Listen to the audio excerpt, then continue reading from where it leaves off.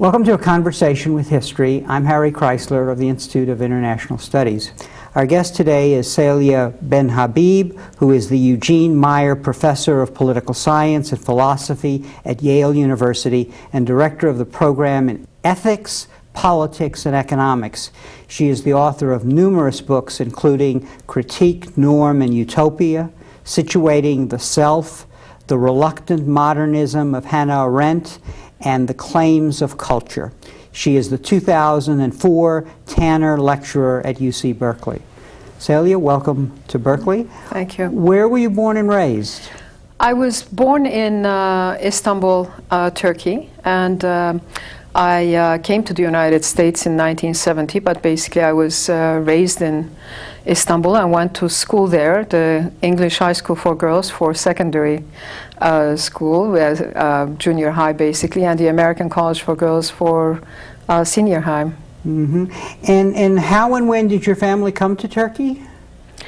My family came to Turkey, as we say, in 1492, along with the Ottomans when they conquered Istanbul from Byzantium.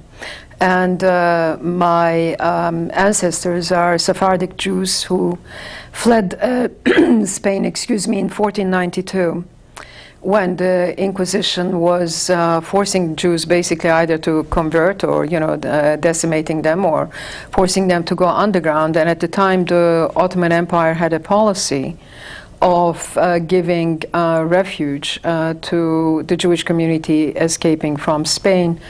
Why or how this policy was there, whether it was an attempt also to capture Eastern Mediterranean trade or whether it was some ancient rule of hospitality, but in any event, as far back as we know, we came to Turkey at about 1492, during that time. And looking back, how do you think this family history shaped your thinking about the world? Well, I think that it makes me aware of the fragility of good political institutions. I never take them for granted. I am always attentive to the ways in which particularly collective ideologies of purity, be it religious purity, racial purity, or national purity, can go wrong.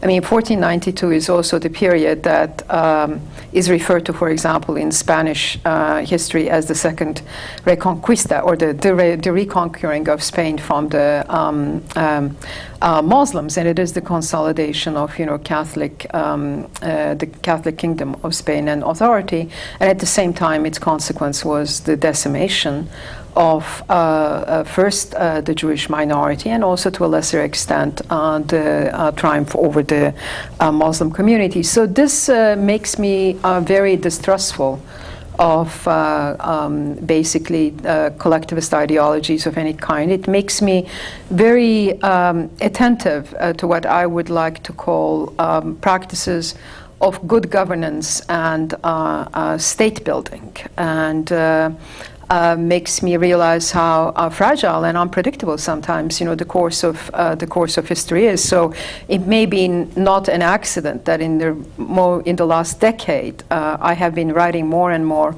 on questions of refuge, asylum, citizenship, and cultural conflict and multiculturalism and nationality, because I have so much that I can also bring to this. I mean, my nerve ends are constantly sensitive to these issues. Mm-hmm. And we'll talk about that later in the interview, your current work, but let me ask you about your parents. How do you think, looking back, they shaped your views of the world? Did they just build on this history that we just discussed? Well, I think that the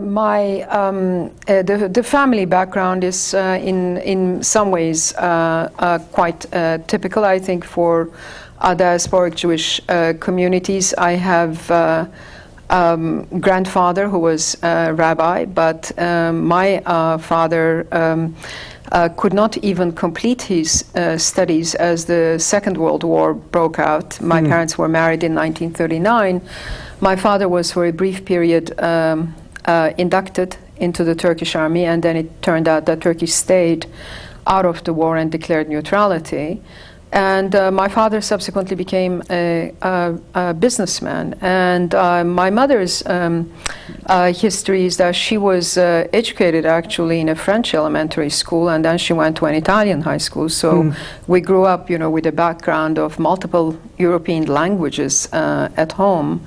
I mean, at any one point in time, we could shift from Turkish into French, into Ladino, and then came English, and my mom also spoke Italian. So we were very much, I think that what I would say about the family background is that we were very much, part of Europe. That all these European currents of thought, sort of, literature and ideas went through us, even though we were living in a primarily Muslim and to many understandings, quote unquote, an Oriental, community. We were part of this legacy. But my mother, in particular, was someone who really could have studied further if the circumstances of being a woman at that point would have permitted. And for example, my mother's mother never went to school. She didn't know how to read and write, which is always a remarkable fact for me when I think back that her granddaughter is a professor at Yale, and my grandmother basically did not know how to read. But my mother was offered a scholarship by Mussolini's Italy to boot, to go and study history of art, and of course my grandmother said, "You are going absolutely nowhere," and then she was married off the next year. So I come from this mixture of Oriental and Western values where women were educated but then married off at the age of 19 and 20, where you went a certain way but you didn't go all the way. You didn't push the envelope all the way around. And how did this diversity, which you must have lived every day, now talking about sort of being in the Istanbul community, how that must have been an amazing experience in terms of sensitizing you to issues, concerns, and sensibilities that we're just now encountering in big parts of the United States. Istanbul itself was, and I think it's lessened now, but it was, one of the big cosmopolitan centers of, in a way, the old Europe. I mean, we not only had this diversity of languages and affiliations, if you wish, in the family, but the schools that I went to, there were a lot of girls of Greek origin, ethnic Greeks who had remained in Turkey. I had Armenian friends growing up, and this is something that people who know about the Armenian massacres, for example, do not realize that there were still a substantial number of Armenians who remained in Turkey. I do not have the exact numbers, but I believe that they were probably in size as large as the Jewish community, which was about 100,000 when I was growing up in the 1950s. And there were also children of various foreign diplomats, teachers, embassies. And so Istanbul was basically a city in which you heard 5 or 6 different languages. You could encounter, neighborhoods, varieties of food and taste, and so the very concept of, cosmopolitanism in multiculturalism. There's also that aspect of it in the old, in the older metropolises. A city like Istanbul. That was quite remarkable, I think. And then where were you educated once you left Turkey and came to the United States? I came to Brandeis University with a scholarship. The Wien. Yes, funded by Larry Wien, the Wien International Scholarship, right? And I was there for 2 years and did my degree in philosophy and then moved to Yale from there. And what drew you to political philosophy? Was it the teachers that you had, or what? No, I think it was more. It was probably several things. I mean, first, I think it was simply the biographical, background, and always, the sense of sort of being in Turkey, but not really being, Turkish in the ethnic or national sense, and negotiating those conflicts as I was, growing up. But then, of course, 1968, the student movement. And I was in the American College for Girls, which was an elite, you'd say junior college. And the news of the Vietnam War was coming to us. And we had many teachers who themselves were, in many cases, draft evaders who had come to teach in Istanbul in an American school, and had refused to go to the war.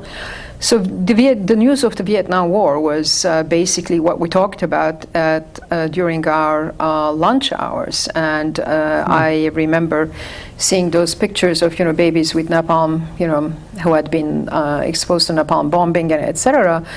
And I think that there was a speedy process of politicization. So not only then there was the Vietnam War, there was the student movement, and in Turkey in particular, there was the emergence of an independent left, a very significant mobilization among the workers. And so history sort of was knocking at the door, and if you were a thoughtful or reflective person, you had to, focus on the political issues. But of course, I'm sure it was also a personal, affinity that drew me. I mean, I was always interested in philosophy. I think I have a mind that tends, towards abstractions, but I also am interested in seeing the way in which these abstractions and principles are at work or play themselves out in the course of history. So I would say that beginning with 1968, both the student movement, anti-Vietnam War movements, the workers' movements in Turkey, politics has just never left my life since then. And what was your dissertation on? My dissertation was on Hegel. It was on Hegel's philosophy of right.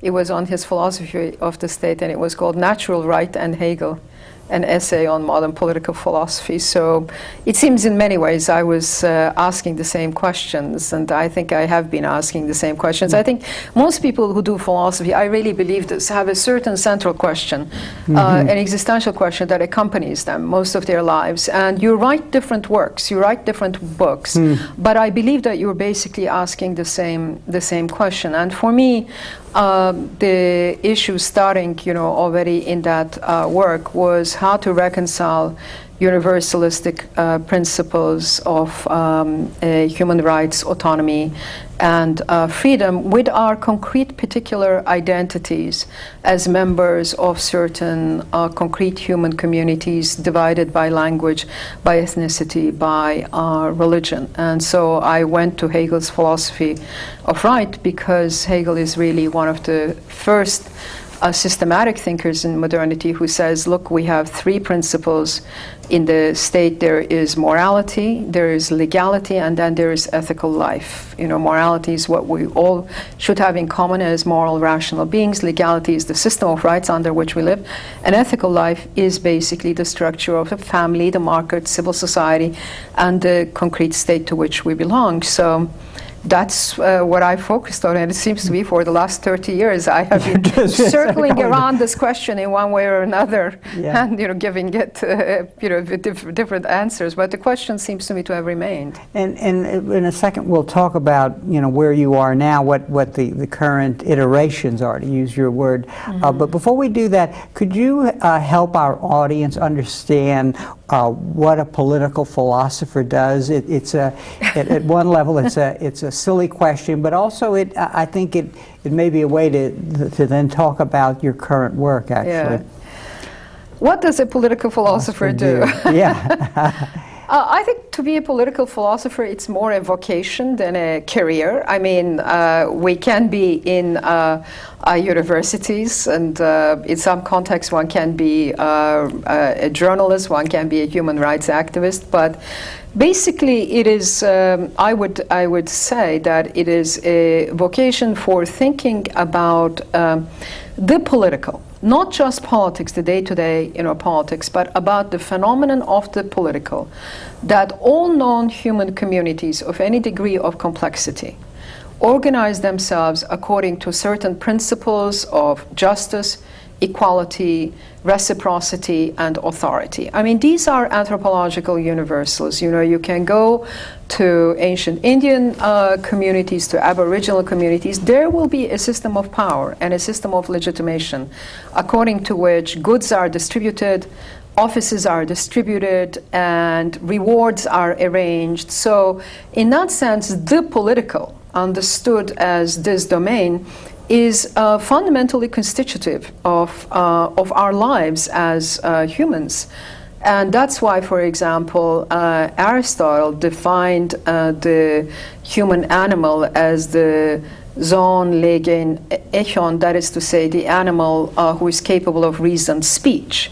And to be capable of reasoned speech, it means also that we are capable of persuading others. And that we are together capable of forming a system of values and a system of principles on using reasoned speech. So in that sense, the political is fundamental to the human condition. I mean, particularly today, we live in such a moment of the decline of the political. We live in a period when the political is simply understood either as strategic bargaining of various games. The way a lot of political science understands the political is various interest groups positioning it themselves as trying to get various gains, whether material, office, or authority. Or we have, I think, a culture at the moment, particularly in this country, a culture that personalizes the political and reduces it to the sensationalistic and to the intimate, so that the political disappears in the sensationalist stories about the individuals. And so I think we are at a very troubled moment as far as political culture is concerned, and so the vocation of the political philosopher becomes more and more difficult. I mean, we are part of, I would say, the process of collective cultural reflection, and some of the work that we do is very close to cultural criticism. The other work that we do may be more systematic and reconstructive in terms of trying to understand what the principles of justice are for modern societies, what distribution should look like in our kinds of societies, what is the basis of authority. But in particular, I think that political theorists must remind one of the significance of the political as opposed to what counts as politics in everyday world. I mean, to the degree to which sort of politics has almost become a pejorative term in our culture increasingly. I mean, politicking, it's not something to which we attribute a lot of value, but that itself is a major issue and a problem, and it is really a kind of decline in public culture to have come to that point. What are the prerequisites of doing this kind of work? Obviously abstract thinking is very crucial to these endeavors, but how much are you influenced? You clearly draw on tradition and history, because you just said that you're going back to the themes that recur, but in fact are being forgotten, really, because of the processes today. It's, I mean, obviously you need a certain kind of training in the history of political thought, first of all. I mean, you know, there's a tremendously rich and important tradition, and I personally regret that I do not know as much about the history of political thought outside the Western tradition. I mean, I myself am more of a specialist, particularly on European and German thought, and it took me many years to acquire the kind of, let's say, German language proficiency that I have. Mm-hmm. And there is a certain kind of dedication and training, first of all, you know, to this tradition that you have to have, but there also has to be a passion about politics. I mean, there has to be a passionate involvement with it. You must care about the world around you, I think, to really want to bring the principles of philosophy to bear upon the world. I mean, rather than simply seeing the world as a kind of fallen, you know, it's a mess, because most of the time, if you read the newspaper, it certainly appears as a mess. Mm-hmm. And, you know, the tendency to want to sort of look beyond it may be great. I mean, you know, that's why most philosophy actually sort of looks beyond the world to something else. But the political philosopher is always in a strange situation. Mm-hmm. She is always caught in mediating very abstract principles with concrete, you know, realities, such as to think through, to use Arendt's term, what we are doing, mm-hmm. and to think through what we are doing and where we are going in light of this abstract principle. Of course, it involves training, but as I say, I think it also involves a passion and a vocation. Mm-hmm. And you're also, as you just suggested, affected by events and the chaos that those events are producing, and in some ways it's an ordering process, a putting together of the facts by referring back to works that we think are not relevant in the first instance, but can be made so. You use the term in your lectures, iterations. Talk a little about that, what that is. It's rethinking, I guess. Yes. The term iteration seems at first very simply like a repetition, you know, right? You reiterate a phrase, you reiterate in a song. Let's say you have the jingle, the lyric that keeps coming back. But I think that iterations are complex processes of appropriating and transforming at the same time. I mean, these are cultural and intellectual processes whereby at times it may seem as if we are simply repeating the original, but what we are really doing is we are creating new meaning. And these processes of iteration are particularly visible in certain domains like legal interpretation.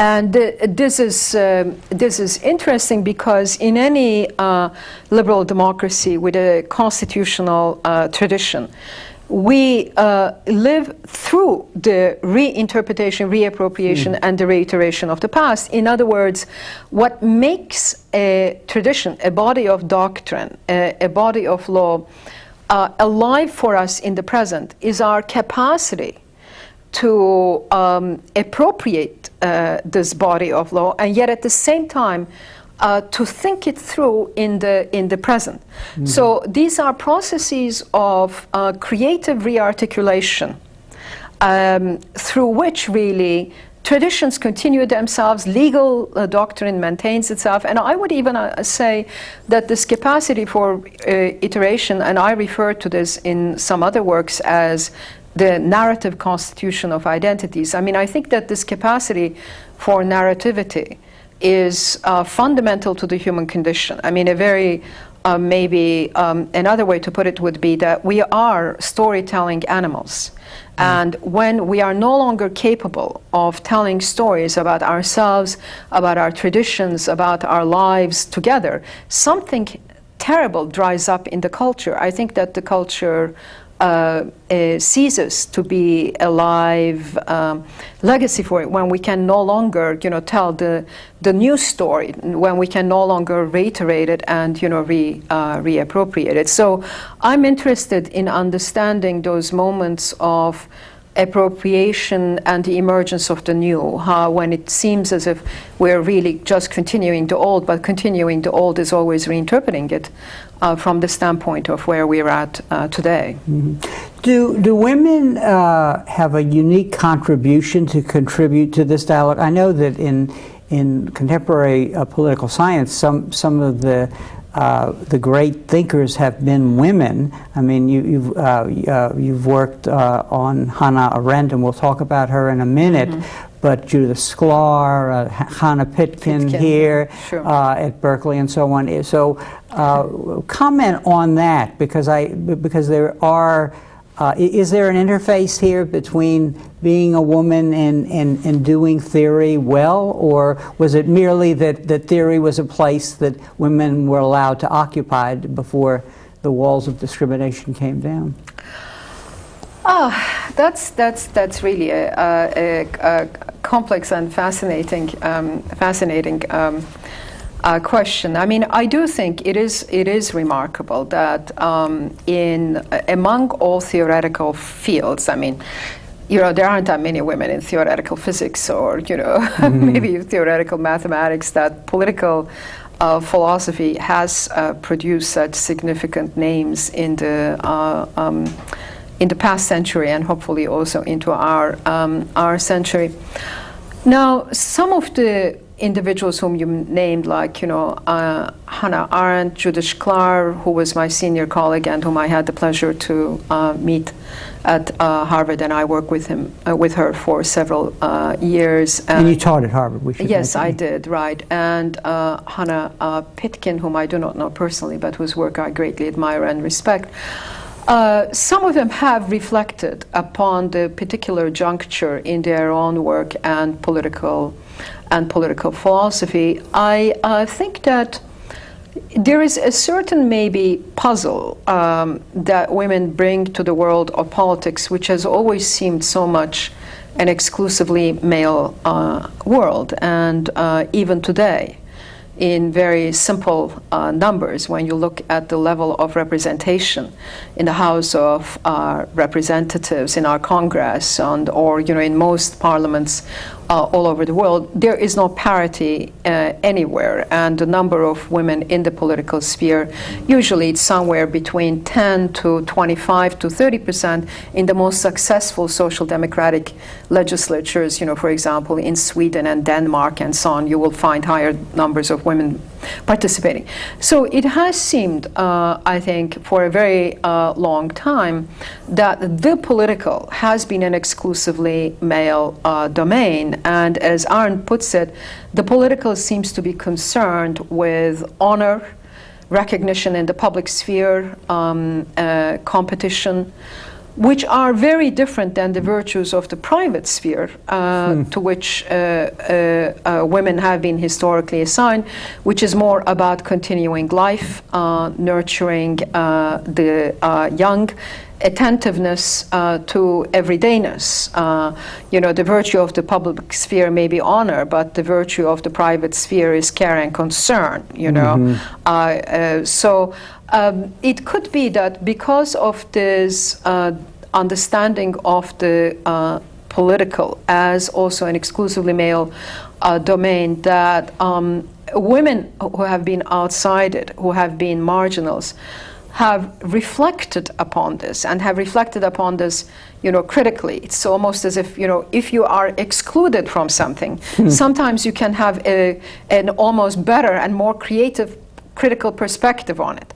So I think that to a large extent, women political philosophers have reflected upon the domain of the political, partially also realizing its illusions, mm-hmm. partially realizing that it is one sphere among others in human activity, but there has also been this heightened concern about it. And what is it really? I mean, Hannah Pitkin herself, who is also a feminist theorist, talks about this.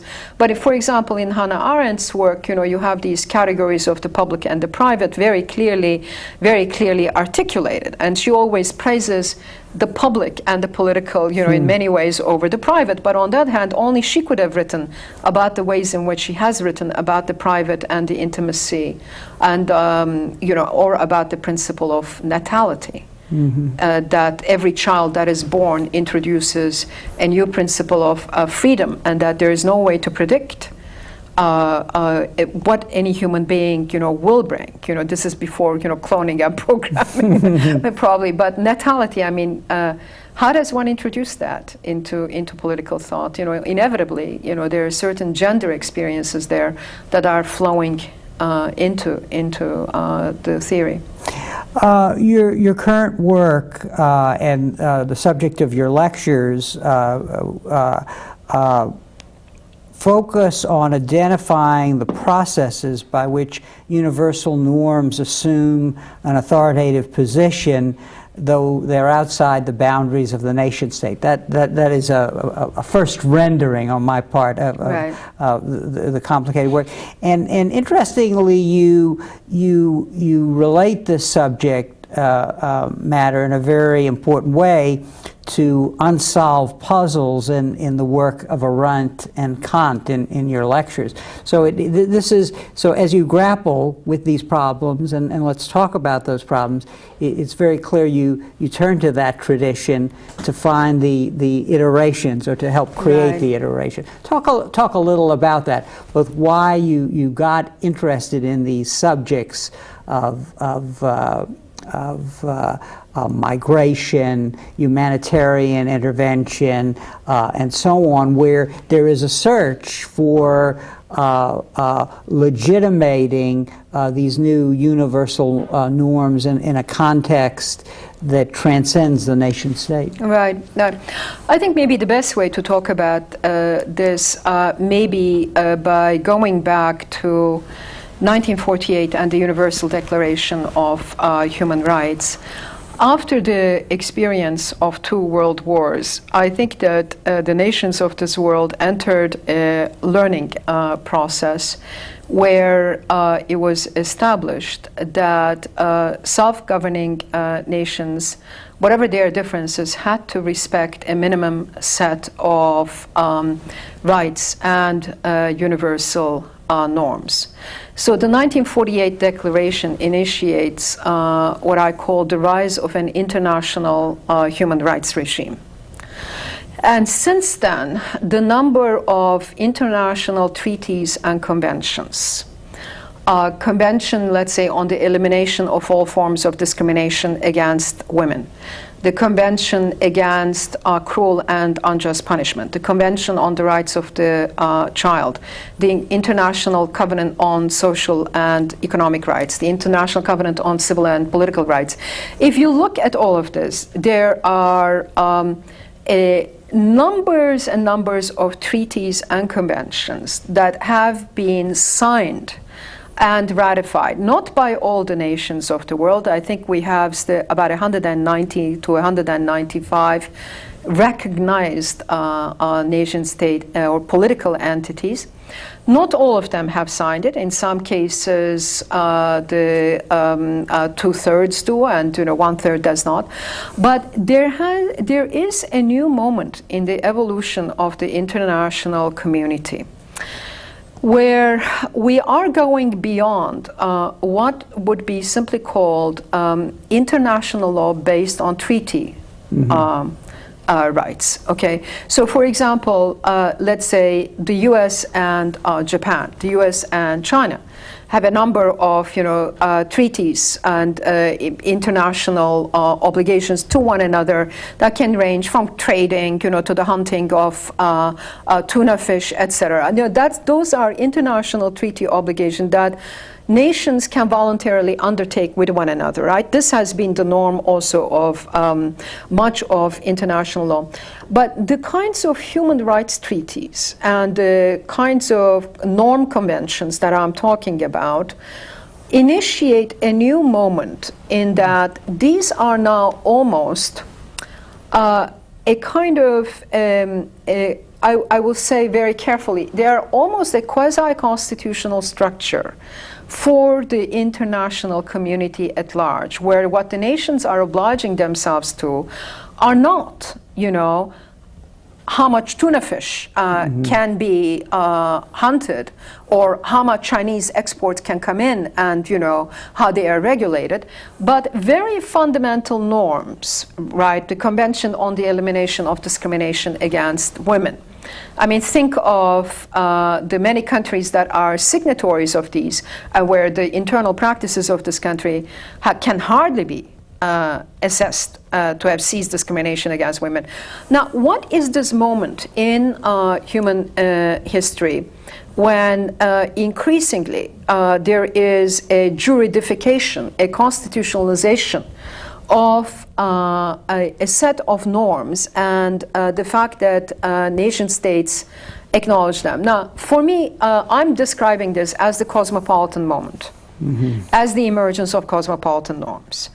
And this is different than international trade law, international treaties, but it is genuinely, I think, novel development for the human community. And yet, at the same time that we have the emergence of these treaties and norms that are becoming more and more accepted by the nations of the world, there is also the fundamental contradiction that the nation states are the addressees of these norms. They are the signatories. When you look at whose signature is under these treaties, it's always the state. And yet at the same time, these norms themselves constrain the very action of the states themselves.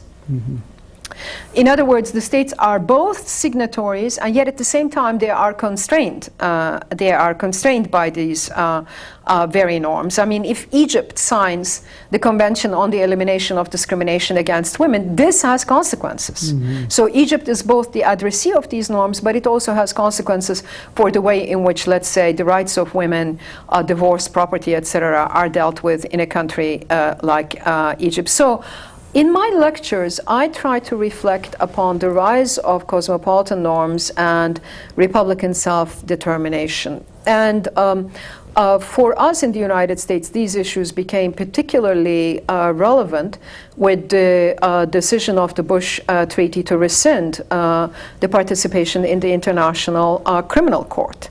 The Rome Treaty establishing the International Criminal Court on the basis of the argument that this would give rise to spurious and ill-founded prosecution of American civilians and military. I do not agree with that argument, but I think that we see very clearly that there is a conflict, and particularly for the United States that spearheaded the development, of the Universal Declaration of Human Rights with Eleanor Roosevelt, to find ourselves now in this position of sort of, saying, oh, well, we remain, sovereign, the world can go cosmopolitan, but, American law is sovereign. I mean, this is simplifying a bit. But so I have been thinking about these puzzles. Now, very briefly, the reason why I went back to Kant and Arendt is that they had a sense, particularly Kant is famous for having written an essay in 1795 called Towards a Perpetual Peace. And it is an essay that articulates certain conditions that nations must respect if there ever will be perpetual peace. And Kant is very aware that this is totally, to some extent, the term perpetual peace, it's also almost like the German term is ewige Frieden, it's eternal peace. It's also the peace of the cemetery, right? So he's very aware of the fact that, this is ironic. He says, nobody expects a philosopher to come out and tell generals and kings at his time. I mean, we're not talking about democracies. This is 1795. How to run the world and how to articulate principles. But if there is going to be perpetual peace among nations, here are the conditions that I will lay out. Mm-hmm. And he says the constitution of every state must be a republican constitution. That is, it must permit, representation, and that the nations of the world should move towards a cosmopolitan federation where they regulate their relationships with one another according to laws, that they should increasingly seek a common body of laws. And he also says in the third definitive article of Perpetual Peace that there is one right that belongs to a human being as a human being in the world community, and that is the right to hospitality. Mm-hmm. That is, if someone comes upon your shores through need or for commerce or barter, and if their purposes are peaceful, you cannot deny them access. Mm-hmm. You cannot deny universal hospitality. Also, in particular, if that will mean their destruction. Right? So the right to universal hospitality, that is the right of human beings to seek contact with one another, to seek access to each other's land, to seek access to resources, is a fundamental human right. It needs to be regulated, and there is a certain margin as to how much, for example, you owe to the stranger who comes upon your land. What kind of obligations do you owe to this stranger? I mean, Kant's own formulation is somewhat more minimal than I would like it to be, because he says you have a right of visitation, but not a right of long-term stay. Mm-hmm. The host can determine that. And I would like to argue, actually, that the human right to visitation is more extensive than Kant makes it out to be, and that nations have stronger obligations to asylees and refugees, which are different than the obligations to immigrants. But this is a fascinating beginning point for thinking about this. What's really interesting, he's writing several hundred years ago, That's and right. he's laying the groundwork for a theorist working today to clear some of the confusion about the issues of immigrants, refugees, which we see every day in the headlines. And in fact, really, the European community, I think you're suggesting, in what I heard and what I read, is a real site for experimentation with regard to these matters today. That is, real politicians acting in the real world, having to make decisions which are changing the nation state and the limits it can impose without consulting these cosmopolitan norms. Is that fair? I think that is absolutely fair. I mean, there is the Geneva Convention on the Status of Refugees in 1952, and its protocol added in the 60s. And all states that are signatories to the Geneva Convention have the obligation to conduct themselves vis-a-vis refugees and asylum seekers in a particular way. And the most important aspect of this is that if someone reaches your shores and raises a claim to refuge and asylum, you have an obligation, you as the state have an obligation to examine the veracity or truthfulness of that claim and reach a decision. You have an obligation of what is called in French non-refoulement. That is to say, you cannot send the refugee back without having examined this claim. You ought not to send the refugee back into the point of danger. Now, everybody, in many ways violates this, right? I mean, what we do, for example, with Haitian refugees is that we catch them in the high seas even before they set foot upon the continental United States, because once they have done so, the government is under an obligation to conduct itself in various ways. And even if it does not respect it, it is liable legally as a signatory of the Geneva Convention for its treatment of refugees and asylees, and various kinds of international groups and other NGOs can in fact take the government to task, which they have done. So the method becomes preventing them from setting foot on soil in the first place, okay? Which is really quite devious. And of course, we now see the criminalization of all these issues in the United States under the Bush administration. There no longer is anything really, I mean, all matters of refuge, asylum, and also immigration have become so much absorbed into, criminal law, I mean, with this notion of homeland security. I mean, I think that we are in the midst, frankly, of a frightful mess from the standpoint of international law, which is being flouted, right? Now, the situation in Europe is presenting itself somewhat differently, precisely because also the European nation states are forming the European Union. And the consequence of forming the European Union is that internal border controls have been eliminated. That is to say, you can now, in principle, you should be able to drive from Krakow down to Lisbon without internal border controls as a European citizen. But the elimination of internal border controls does not mean that the question of Europe's external borders that issue has also been solved. And continental Europe is a very wealthy environment. It has very extensive rights, and for a lot of the refugees and asylees of the world, it is a very desirable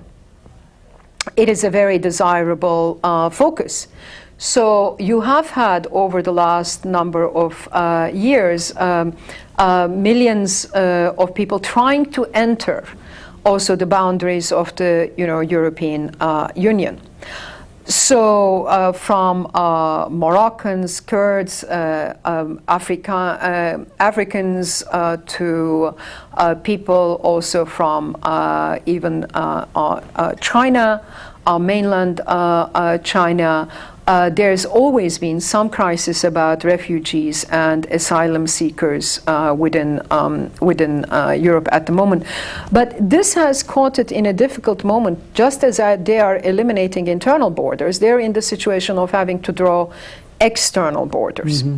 And so there have been various agreements like Schengen and Dublin that have tried to control refugees and asylees from coming in, so that we see a very mixed picture at the moment within the European Union of great liberality within the member states, but rather harsh measurements developing towards refuge and asylum seekers. But the one difference here is that because of the various legal traditions and because of the way in which Europe subscribes also to the Geneva Conventions, the practice of trying to sort of maybe stop people in refugee centers before they even touch the European continent, it has not been that successful. I mean, the Blair government is asking for the establishment of so-called refugee processing centers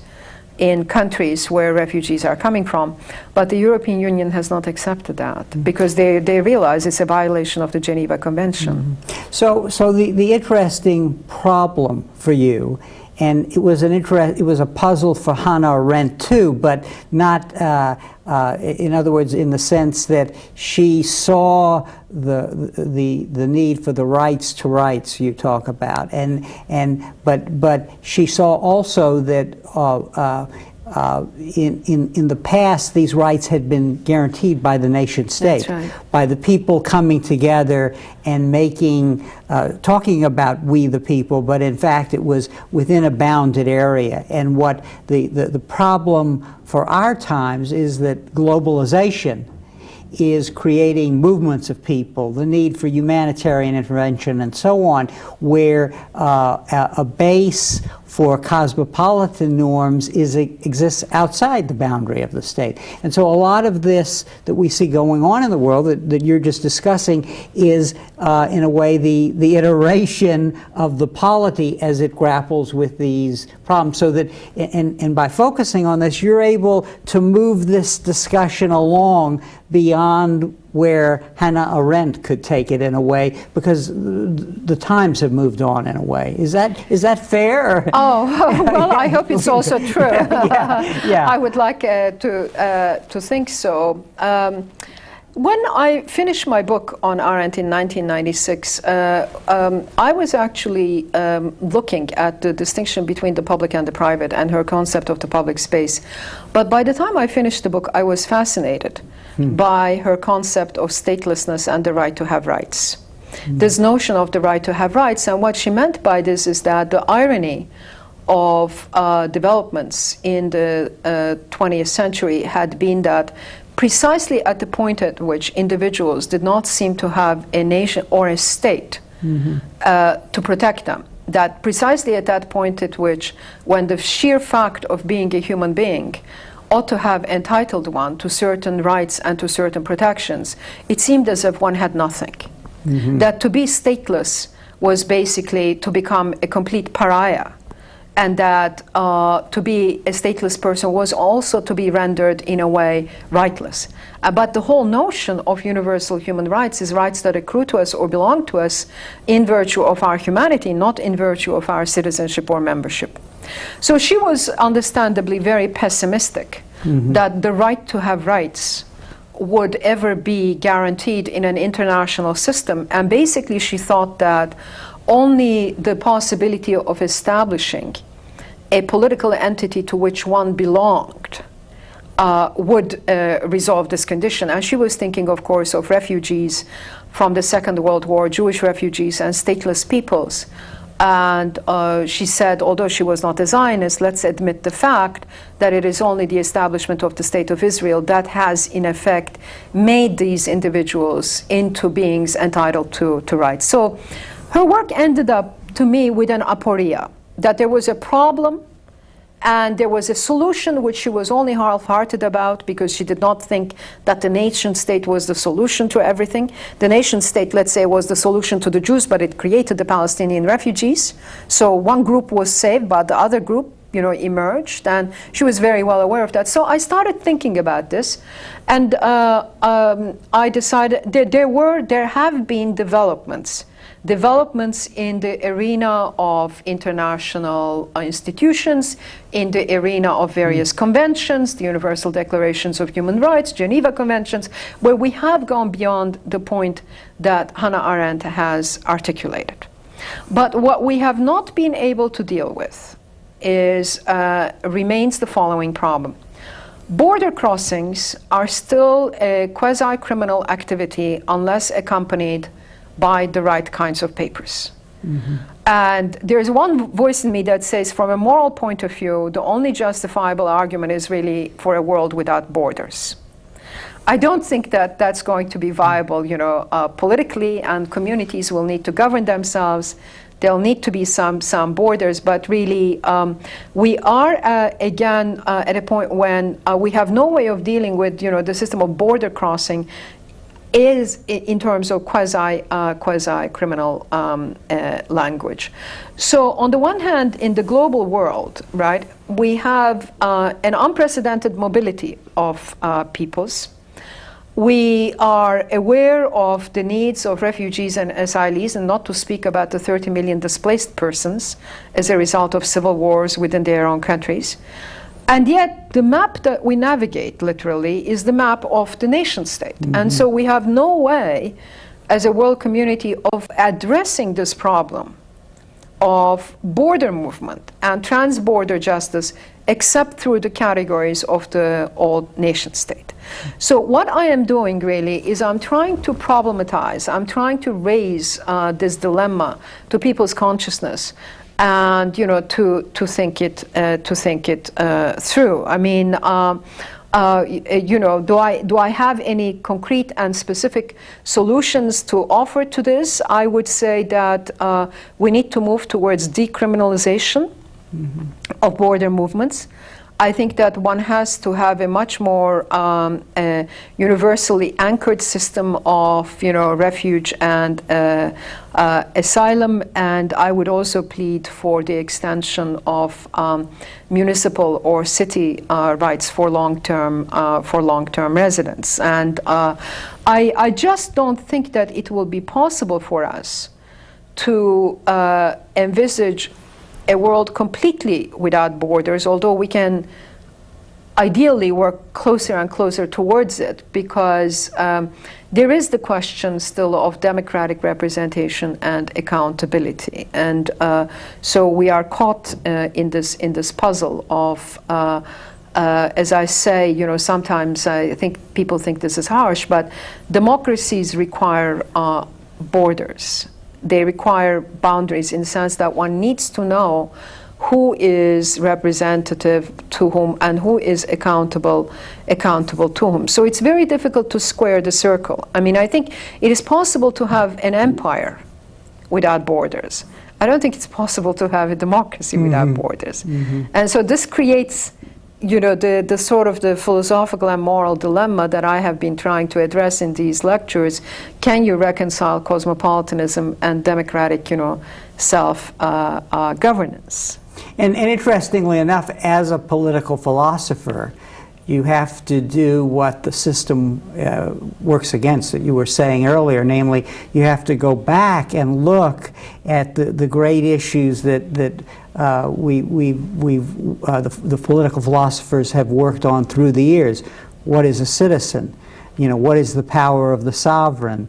And so on. These are the big questions that by focusing on them can help us kind of clarify the current confusion about what are the rights of man versus what are the rights of the citizen, and so on. Absolutely, because when we read the newspapers, we are confronted with images, news stories. We have all heard about Guantanamo Bay, but how many of us really know that one of the difficulties about the situation, in Guantanamo Bay is that because the United States is a signatory of the Geneva Convention, particularly if there are regular quote-unquote prisoners of war, and the question is who has the status of being a prisoner of war.